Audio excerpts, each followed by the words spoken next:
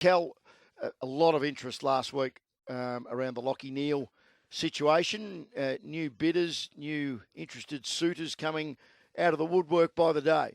Yeah, so we reported this week around Essendon actually raising its interest in Lachie Neale, and that progressing to some degree, probably before the Bombers' recent upheaval with Brad Scott's sacking. So they were in that mix. I don't think they're in as much anymore. I think Collingwood clearly has become the favourite for Lachie Neale, but an interesting angle that Essendon is targeting this path. And I actually think it's a good move, Lee, to be looking from an Essendon perspective at some of these senior players around the competition and trying to see if you can convince one or two to bring some leadership and experience and quality to your football club. You might have to pay overs in terms of a money sense, but unrestricted free agency, he's going to land at a club, and we expect now Collingwood to be in the box seat to get Lachie Neale at this point as a free agent without having to pay any trade capital. So, yeah, the Bombers were interested. I think Essendon should be making the phone call to Jared Witts on the same sort of level. They need a ruckman. They need experience. I think that he's been pushed out of the side recently as well. Came back last night, but whether his future is there, we wait to see. Do they make a phone call to Toby Green as well, who, for all intents and purposes, looks like going to the Cats for as a free agency option as well? But is this something that Essendon, where it's at the moment, should be actually pursuing? Not in the market, I wouldn't have thought. From Essendon's point of view, yes. Like you said, someone should give them a call. Who's going to give them a call? Well, they haven't got a coach. That's the question, isn't it? I would have thought right at the moment, Essendon are at the bottom of the ladder in the destination club. Now, it might change in a few months' time even, but right now, I would have thought any player who's got choices is probably not going to Essendon. And that's fair because they actually, as we spoke about last week, they met with Jed Walter a couple of hours after sacking Brad Scott, and fronting that meeting was Andrew Welsh, Matt Rosa, the list manager, and the CEO, Tim Roberts. Now, that's unusual, isn't it? Because the coach is part of the pitch, and until then, I'm sure would have been a big part of what the pitch was to Jed Walter. They've got a 5-year offer to him that's worth less than what the Gold Coast 5-year offer is to the key forward. Lee, you spoke earlier in the week on Fox Footy about the unrest when clubs start to go shopping, the unrest it can lead to at the clubs that are being targeted. In particular, the Brisbane Lions. Obviously, Zach Bailey is a player of interest, particularly in South Australia. Now, Lachie Neale, what's his destination going to be next year? Would you like to expand on that? Oh, well, it's kind of just unhealthy for a club if one or two or three of your players are being spoken of in the public narrative that they might well be leaving. And it's only in the public narrative. You're not hearing it from the players' lips, basically. But it's unhealthy for the team spirit of the team. And the Suns have been in that category the last little bit, I guess, when King and Walter and Humphreys get talked about as maybe they're going, and the Lions, of course, seems like everyone would think in the public narrative that Neil's going, and so is Zach Bailey. So in that situation, it's unhealthy for those clubs and just the whole relationships within players within the team, because the players hear the narrative as well. And I just think it's unhealthy. It might, like at Port Adelaide at the moment with Zach Butters, that narrative's there. Zach Butters, though, I suspect is, and Lachie Neale, let's face it, he's been fantastic for the Lions. But I don't think any Port player is thinking anything that, say, Zach Butters is not bust his boiler for the current Port Adelaide team.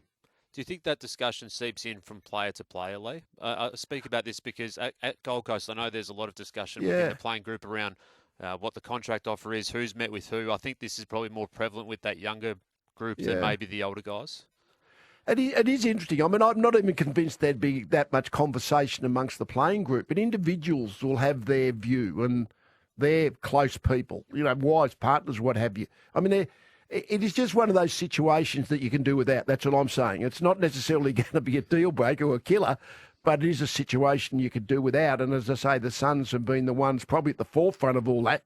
And the Lions would agree with Lachie Neale and Zach Butters. And there's another story coming over the next 6 to 8 months with the Brisbane Lions as well that we put on the radar this week around Logan Morris's deal, because the Lions are dead keen on extending him out as of now. They would have done it yesterday or the week before or the week before that if they could have. So he's signed until the end of 2027, which will be his 4th year. Amazingly, he's still on a standardised CBA deal in just his 3rd year. I mean, what a player he's been so far. Yeah. But Victorian clubs, including Melbourne, Geelong and Collingwood, came hard for him really strongly last year when he was just weighing up whether he did an extra 2 years on top of his original deal. He stayed. Now already, those three clubs plus Carlton, and then you throw in Tasmania, which has circled, underlined, bolded Logan Morris's name as a key target for the end of 2027, are coming for him, and he doesn't want to get into contract talks yet either. So it'll be fascinating to see if he does stretch that out into the off-season and then into the start of next year, knowing that his value is only going up. But as Lee says, the distraction only goes up as well. And some players are built to manage that and able to play and perform with that, like we've seen Zach Butters, like we've seen Lachie Neale do this year. You wonder if some of the younger players, and one of them being Logan Morris, is able to manage that too if he does leave it into next year's contract season. They're coming hard for your Lions, Lee. Well, you get a good team, you win some premierships, the clubs are going to go hard for your players. I mean, that's just part of the system, yeah. And players have to make their individual choice on these things. I mean, most premiership teams have actually been held together in a way because players take a little less because that to be part of a good team. That's what the salary cap's all about. If you paid them all market value, you'd be over your salary cap. So that's the issue. And the Lions are probably the current one in that space. I mean, Geelong have been in that space for a while, and so are the Swans, and I think they can manage it okay. But it is an issue. I was talking about that principle. Well, I was talking with someone else in the footy world. That question: if you've played in a couple of premierships, are you more likely to leave that club for the money, or stay to try and win another premiership? And I'm not sure whether if you've already won a couple, then the big bucks all of a sudden become even more attractive because I won a couple of premierships and let's take the money. It's the question facing Zach Bailey, isn't it? Except that he's not going to a poor team if he goes. He's going to Adelaide, which he might think can win another one for him. Mm.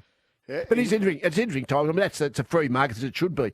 I mean, the players are basically employees, so you can't lock them to a club, and they can't leave no matter what. That's the club has to make the environment as best it can possibly be, pay them as much as they can within the way their salary cap works, and then the individual player has to make his choices on how he wants to live his life, what he wants to do with his footy journey. Al, you have something to ask. Well, why is Damien Hardwick saying this? We sit there and there's all these talk shows that talk about it now, yet we can't do anything to the end of the year. So here's an idea. Either focus on the game and get that sorted so we can talk about what's analysis, what's going wrong with Gold Coast, what's going right with Port Adelaide, or sit there and open up trade period right now. All right, so there is a bit of a vested interest here for me. I'm on one of those talk shows talking about trade and draft, but there's an element to this I want to say. So trade and draft has become big business in this industry. I know this because I see the numbers. I've worked and covered it for 15 years, and I see what the explosion of this has done for the industry. There was close to 18 million minutes of our trade coverage consumed on afl.com.au on the final day of the trade period last year. 18 million? 18 million minutes. So it's big, and people consume it. So that's part number one. If they weren't reading it, they weren't watching it, we wouldn't be talking about it. That's as any media, as you know, Beaver, that's the case. The other part to this is the clubs have made this situation where content no longer relies on access because access to the best players who we want to hear from is really, really difficult across the board. Now, I've written about this a couple of times previously on afl.com.au, how the clubs have just been able to allow their best players to basically say they're not doing any media. Damien Hardwick at the Tigers set the benchmark for that with Dustin Martin. And now many of the best players take the same path where unless they're paid for an appearance, they won't do it. So they are paid for the media though, because their salary cap number is 100% linked to the broadcast rights, which of course is the media. So in the last CBA, there was a rule where the AFL Players Association agreed to with the AFL that in the week after a game, each club will make available its playing group from the previous round to accredited media for a minimum of 45 minutes within 2 days of the previous match. So full team available. Pie in the sky stuff, we know. But that has never happened. It's never been enforced. And I think the game misses from some of the insight and experience and opinion that some of that would be provided too. So my point to Dimmer and all of that is that if you want the media to focus on things that aren't about contracts and trade and these type of things, then get your players to be more open. And generally Gold Coast on this front is pretty good. but there's a lot of clubs that aren't, and that's why the media turn to stories and situations that you don't require the player access to get. Lee, I'm a dinosaur. I started covering league football in 1988 on the old Herald, and back then we would ring players direct, we would ring coaches direct. There was no managers as such. Football clubs were a lot smaller. You would have had the same a generation before that when you ran your sports store at Brandon Park. You would have had the likes of Greg Hobbs, Mike Sheen and Jeff Poulter just ring you at work for a chat. Well, I would have thought the media manager part of it has probably been this century. I mean, when it all went full-time pretty much at the end of the 90s and into this. Back in the day, there was no media manager at the footy club, certainly not at Hawthorn when I played, probably not at Collingwood when I coached.